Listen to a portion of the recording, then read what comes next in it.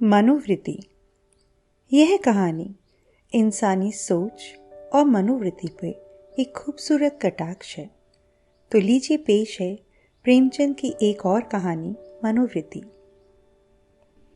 एक सुंदर युवती प्रातःकाल गांधी पार्क में बिल्लौर की बेंच पर गहरी नींद में सोई पाई जाए, यह चौंका देने वाली बात है। सुंदरियां पार्कों में हवा खाने आती हैं, हंसती हैं, दौड़ती हैं, फूल पौधों से खेलती हैं, किसी का इधर ध्यान नहीं जाता। लेकिन कोई युवती रविश के किनारे वाली बेंच पर बेखबर सोए, यह बिल्कुल गैर मामूली बात है, अपनी ओर बलपूर्वक आकर्षित करने वाली। रविश पर कितने आदमी चहलकदमी कर रहे हैं, बूढ़े भी जवान भी, सभी एक क्षण के लिए वहां ठिठक जाते हैं, एक नजर वह दृश्य देखते हैं और तब चले जाते हैं। युवक वृंद रहस्य भाव से मुस्कुराते हुए, वृद्ध जन चिंता भाव से सिर हिलाते हुए और युवतियां लज्जा से आंखें नीचे किए हुए। बसंत और हाशिम निक्कर और बनियान पहने नंगे पांव दौड़ रहे हैं। बड़े दिन की छुट्टियों में ओलंपियन रेस होने वाला है। दोनों उसी की तैयारी कर रहे हैं। दोनों इस स्थल पर पहुंचकर रुक जाते हैं और दबी आंखों से युवती को देखकर आपस में ख्याल दौड़ाने लगते हैं। बसंत ने कहा, इसे और कहीं सोने की जगह ही नहीं मिली। हाशिम ने जवाब दिया, कोई वेश्या है। लेकिन वेश्याएं भी तो इस तरह बेशर्मी नहीं करती। वेश्या अगर बेशर्म ना हो तो वेश्या नहीं। बहुत सी ऐसी बातें हैं जिनमें कुलवधू और वेश्या दोनों एक व्यवहार करती हैं। कोई वेश्या मामूली तौर पर सड़क पर सोना नहीं चाहती। रूप छवि दिखाने का नया आर्ट है। आर्ट का सबसे सुंदर रूप छिपाव है, दिखाव नहीं। वेश्या इस रहस्य को खूब समझती है। उसका छिपाव केवल आकर्षण बढ़ाने के लिए है। हो सकता है, मगर केवल यहाँ सो जाना यह प्रमाणित नहीं करता कि यह वेश्या है। इसकी मांग में सिंदूर है। वेश्याएं अवसर पर सौभाग्यशाली बन जाती हैं। रात भर प्याले के दौर चले होंगे, काम क्रीड़ाएं हुई होंगी, अवसाद के कारण ठंडक पाकर सो गई होगी। मुझे तो कुलवधू सी लगती है। कुलवधू पार्क में सोने आएगी? हो सकता है घर से रूठ कर आई हो। चलकर पूछ ही क्यों ना लें। मेरे अहमक हो, बगैर परिचय के आप किसी को जगा सकते हैं? अभी चलकर परिचय कर लेंगे, उल्टे और एहसान जताएंगे। और जो कहीं झिड़कते, झिड़कने की कोई बात भी तो हो, उससे सौजन्य और सहृदयता में डूबी हुई बातें करेंगे। कोई युवती ऐसी बातें सुनकर चिढ़ नहीं सकती। अजी गत यौवनाएं तक तो रस भरी बातें सुनकर फूल ही उठती हैं। यह तो नव यौवना है। मैंने रूप और यौवन का ऐसा सुंदर संयोग नहीं देखा था। मेरे हृदय पर तो यह रूप अब जीवन पर्यंत के लिए अंकित हो गया, शायद कभी ना भूल सकूं। मैं तो फिर यही कहता हूं कि कोई वेश्या है। रूप की देवी वेश्या भी हो, उपास्य है। यहीं खड़े खड़े कवियों की सी बातें करोगे? जरा वहां चलते क्यों नहीं? तुम केवल खड़े रहना, पाश तो मैं डालूंगा। कोई कुलवधू है। कुलवधू पार्क में आकर सोए तो इसका इसके सिवा कोई अर्थ नहीं कि वह आकर्षित करना चाहती है, और यह वैश्य मनोवृत्ति है। आजकल की युवतियां भी तो फॉरवर्ड होने लगी हैं। फॉरवर्ड युवतियां युवकों से आंखें नहीं चुराती। हाँ, लेकिन है कुलवधू। कुलवधू से किसी तरह की बातचीत करना मैं बेहूदगी समझता हूँ। तो चलो फिर दौड़ लगावें। लेकिन दिल में तो वह मूर्ति दौड़ रही है। तो आओ बैठें। जब वह उठकर जाने लगे तो उसके पीछे चलें। मैं कहता हूँ वेश्या है और मैं कहता हूँ कुलवधू है। तो 10-10 की बाजी रही। दो वृद्ध पुरुष धीरे धीरे जमीन की ओर ताकते आ रहे हैं, मानो खोई जवानी ढूंढ रहे हों। एक की कमर झुकी, बाल काले, शरीर स्थूल, दूसरे के बाल पके हुए पर कमर सीधी, एक हरा शरीर। दोनों के दांत टूटे पर नकली दांत लगाए, दोनों की आंखों पर ऐनक। मोटे महाशय वकील हैं, छररे महोदय डॉक्टर। वकील, देखा ये 20वीं सदी की करामात। डॉक्टर, जी हाँ देखा। हिंदुस्तान दुनिया से अलग तो नहीं है, लेकिन आप इसे शिष्टता तो नहीं कह सकते। शिष्टता की दुहाई देने का अब समय नहीं है। किसी भले घर की लड़की वेश्या है साहब, आप इतना भी नहीं समझते। वेश्या इतनी फूहड़ नहीं होती, और भले घर की लड़की फूहड़ होती है। नई आजादी है, नया नशा है। हम लोगों की तो बुरी भली कट गई, जिनके सर आएगी वह झेलेंगे। अफसोस, जवानी रुखसत हो गई, जिंदगी जहन्नुम से बदतर हो जाएगी। मगर आंखें तो नहीं रुखसत हो गईं, वह दिल तो नहीं रुखसत हो गया। बस आंख से देखा करो, दिल जलाया करो। मेरा तो फिर जवान होने को जी चाहता है। सच पूछो तो आजकल के जीवन में ही जिंदगी की बहार है। हमारे वक्तों में तो कहीं कोई सूरत ही नजर न आती थी। आज तो जिधर जाओ हुस्न के जलवे।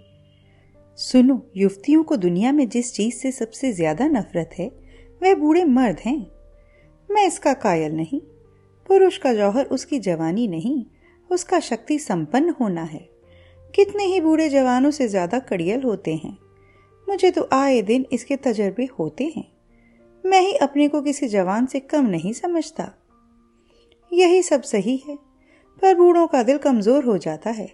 अगर यह बात ना होती तो इस रमणी को इस तरह देखकर हम लोग यूं ना चले जाते। मैं तो आंखों भर देख भी ना सका। डर लग रहा था कि कहीं उसकी आंखें खुल जाएं और वह मुझे ताकते देख ले तो दिल में क्या समझे। खुश होती कि बूढ़े पर भी उसका जादू चल गया। अजी रहने भी दो। आप कुछ दिनों ओकासा का सेवन कीजिए। चंद्रोदय खाकर देख चुका, सब लूटने की बातें हैं। मंकी ग्लैंड लगवा लीजिए ना। आप उस युवती से मेरी बातें पक्की करा दें, मैं तैयार हूँ। हाँ, यह मेरा जिम्मा, मगर भाई हमारा हिस्सा भी रहेगा। अर्थात यह है कि कभी कभी मैं आपके घर आकर अपनी आंखें ठंडी कर लिया करूंगा। अगर आप इस इरादे से आए तो मैं आपका दुश्मन हो जाऊं। ओहो, आप तो मंकी ग्लैंड का नाम सुनते ही जवान हो गए। मैं तो समझता हूं यह भी डॉक्टरों ने लूटने का एक लटका निकाला है। सच। अरे साहब, इस रमणी के स्पर्श में जवानी है। आप हैं किस फेर में? उसके एक एक अंग में, एक एक चितवन में, एक एक मुस्कान में, एक एक विलास में जवानी भरी हुई है। ना 100 मंकी ग्लैंड, ना एक रमणी का बाहुपाश। अच्छा, कदम बढ़ाइए, मुवक्किल आकर बैठे होंगे। यह सूरत याद रहेगी। फिर आपने याद दिला दी। वह इस तरह सोई है इसलिए कि लोग उसके रूप को, उसके अंग विन्यास को, उसके बिखरे हुए केशों को, उसकी खुली हुई गर्दन को देखें और अपनी छाती पीटें। इस तरह चले जाना उसके साथ अन्याय है। वह बुला रही है और आप भागी जा रहे हैं। हम जिस तरह दिल से प्रेम कर सकते हैं, जवान कभी कर सकता है? बिल्कुल ठीक। मुझे तो ऐसी औरतों से साबका पड़ चुका है जो रसिक बूढ़ों को खोजा करती हैं। जवान तो छिछोरे, उछरंकल, अस्थिर और गर्वीले होते हैं। वे प्रेम के बदले में कुछ चाहते हैं। यह निस्वार्थ भाव से आत्मसमर्पण करते हैं। आपकी बातों से दिल में गुदगुदी हो गई।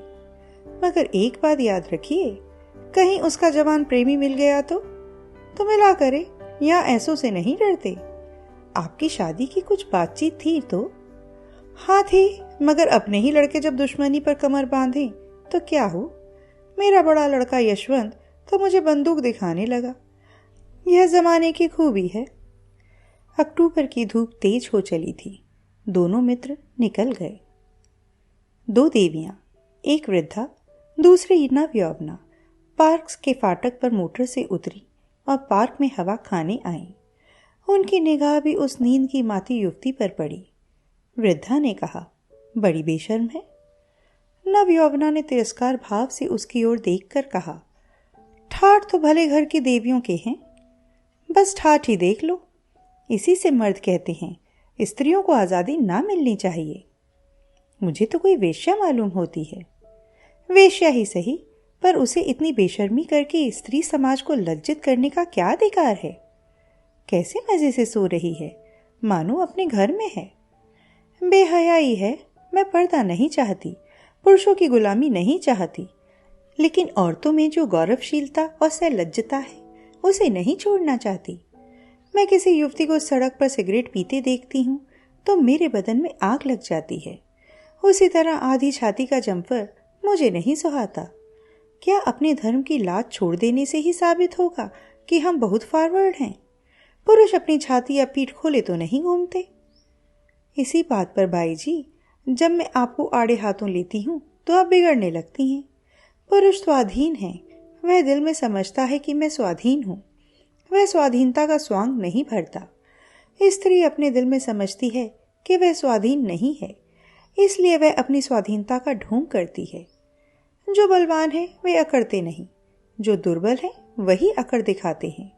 क्या आप उन्हें अपने आंसू पोंछने के लिए अधिकार भी नहीं देना चाहती? मैं तो कहती हूँ, स्त्री अपने को छिपाकर पुरुष को जितना नचा सकती है, अपने को खोलकर नहीं नचा सकती। स्त्री ही पुरुष के आकर्षण की फिक्र क्यों करे? पुरुष क्यों स्त्री से पर्दा नहीं करता? अब मुंह ना खुलवाओ मीनू, इस छोकरी को जगाकर कह दो जाकर घर में सोए। इतने आदमी आ जा रहे हैं और यह निर्लज टांगे फैलाए पड़ी है। यहाँ इसे नींद कैसे आ गई? रात कितनी गर्मी थी भाई जी, ठंडक पाकर बेचारी की आंख लग गई है।